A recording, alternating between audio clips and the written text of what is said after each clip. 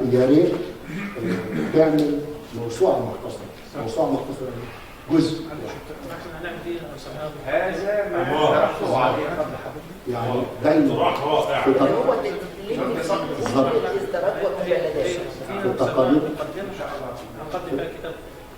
في تقارير الموسوعات بعد ما تطلع الموسوعه بيتم عمل موسوعه مختصره. دي هتلاقيها في موسوعه شخصيه مصر، موسوعه المثال، المشكلة عندي إن الموسوعة تتكون من 10 مجلدات، 10 أجزاء، ولكن اللي قدرت إن أنا أقرأه وأراجعه، لأن للأسف أنا كنت ببعت الموسوعة تتراجع دايماً وما تتراجعش مراجعة صحيحة، فكانت بتتعبني أكتر، وكان بيتشال منها ممكن يتشال صفحات كمان من الوورد أو خلافه، فأنا اضطريت يعني النظر ده باظ منها، يعني قعدت حوالي 9-8 شهور أراجع. يعني مثلا انا عاوزها جزائر، انت هتكتبها لي جزء، ده انا عاوزها كده. تمام؟ في مجلدين مجلد. لا، هي في مقدمه انا عاملها هتتعمل مع الرحلات. عشان اللي عايز ياخد يعني هو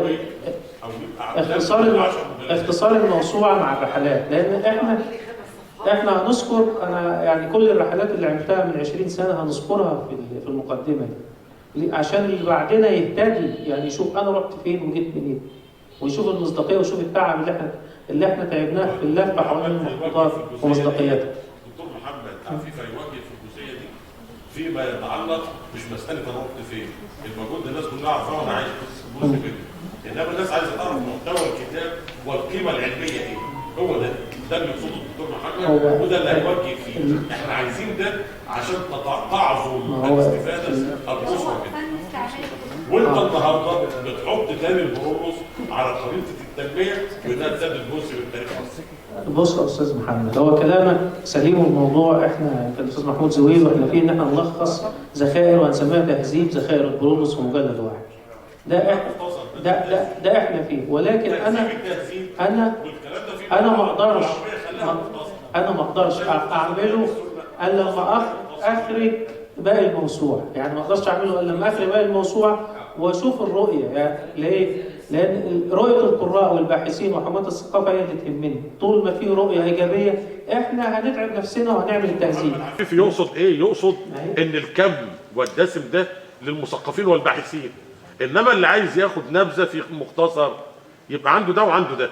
خلي الاثنين موجودين، اللي هيدخل المطعم يقعد على ترابيزه ياكل براحته، واللي عايز ياخد تيك اواي ويمشي يبقى موجود. استاذ محمد، انا فاهم رؤيه الاستاذ محمد عفيفي.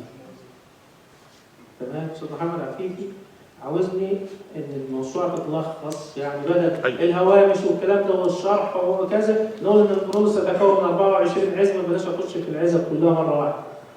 تمام؟ تتكون من بحيره البرولوس 108,000 فدان، مش تتكون من 99 جزيره في كذا. تمام؟ البرولوس ماشي، يعني مثلا ما اخشش في التفصيل ولا مظاهر الصحه ولا الكلام ده كله، هو ده ولكن الموضوع انا ما اقدرش اخش فيه. عندك فرصه ذهبيه انك تراجعه وتاخد دكتوراه ان شاء الله. عندك فرصه ذهبيه ان انت تراجع معاه وتاخد دكتوراه. هتمثل العقاد الثاني.